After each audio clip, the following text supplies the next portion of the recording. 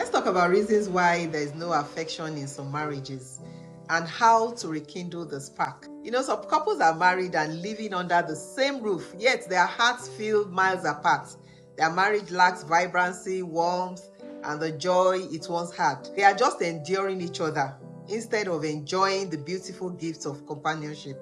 And marriage doesn't have to be like that. Marriage was never meant to be about surviving or endurance without joy. No, it shouldn't be. Your marriage should be enjoyed. So what does a lack of affection look like? When a spouse withholds love and care from the other, that's what it means. They are just bottled up within themselves. They may not be openly fighting, but there is painful disconnect between the two of them. The absence of simple loving gestures like touching, hugging, a tender kiss, or even a kind word, it leaves the other person feeling unseen or unloved or uncared for. And to my African brethren, I know some of us didn't grow up seeing love expressed openly, but we can't keep hiding behind our upbringing. Your background does not mean your back should be on the ground. Your background doesn't have to define your future. Let's be intentional about creating more loving marriage for the sake of our upcoming generation. So what are the causes of lack of affection? Let's take them one after the other. Number one, busyness. Life gets hectic. Work, responsibilities, and distractions can take over, leaving no time for emotional connection. People get busy, especially in this day and age. Spouses grow distant, and the love they once shared feels like a faint memory. What's the solution? Pause and prioritize your marriage over and above your work. Pray, eat, laugh, and even do nothing together. Just be together. Date yourselves. Play Ludo together, play card, play games. Build moments of connection into your daily life. Remember, no one ever regrets spending time with the ones they love. Once a great man of God was interviewed. He was in his 80s at that time, and he said one regret he has is that he did not spend enough time with his wife and children. He felt he should have done better. Your family is important, so set aside time for them. It's so important. Another reason is lack of trust. When trust is broken through dishonesty or betrayal, affection often disappears. The pain of betrayal creates a wall that is very hard to climb. What's the solution? Be transparent. Own your mistakes and commit to rebuilding trust. Let love, not pride, guide your steps. If you have made a mistake, reconcile. Don't be arrogant and say you don't want to say sorry. No. Be very, very intentional about this, and it will help you. Be very open, be very trustworthy. Openness begets trust. Another one is unbalanced affection. When it's just one person showing affection, after some time they grow weary and they stop trying, and the other person is not responding. I was called one day to talk to a woman in her late 60s. Her husband was complaining, and the woman said she's done. They were not divorced. It was so unfortunate. She just makes his meals, prepare his food, and does the regular things. No affection. And the man was feeling it. It shouldn't be like that. Make hay now when the sun is shining. Work on your marriage. The solution to this is, if your spouse is reaching out to you, don't harden your heart. Respond. Respond to their love before it's too late.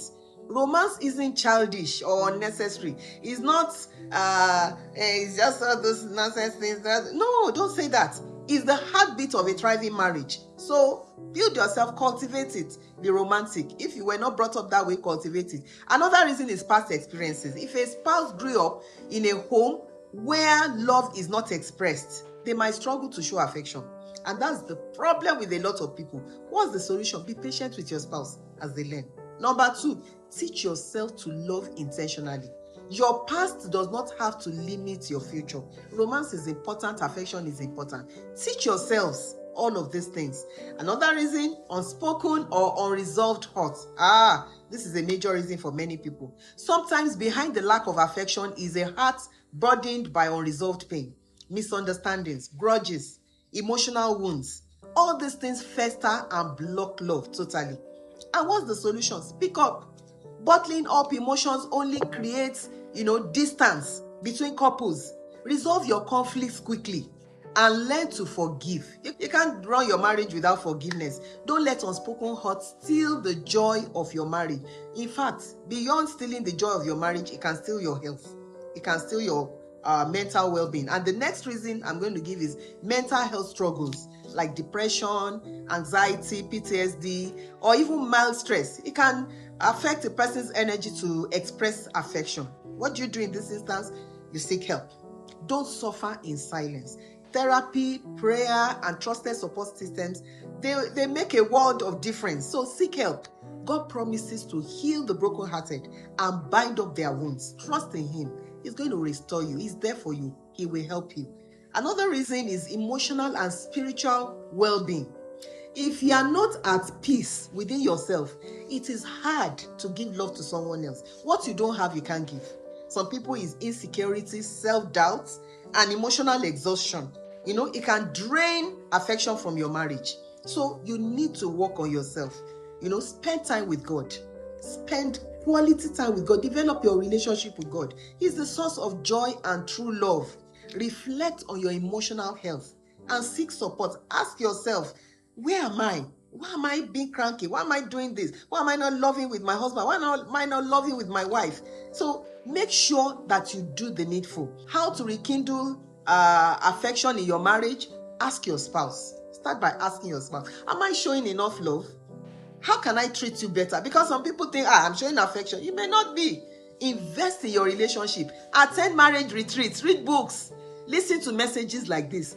Choose love daily. Small, consistent acts of affection can reignite the flame. The couple's daily devotional. Go and get it. It will help you to turn your marriage around. I've been receiving testimonies across the globe. It's awesome. You can also attend the couples retreat. You can plan one. I will send the link below. If you want to plan or organize one, we can help you. So marriage isn't just about avoiding divorce or enduring life together. It's about thriving. It's about creating a home filled with love, laughter, intimacy, and all of that. Our children are watching.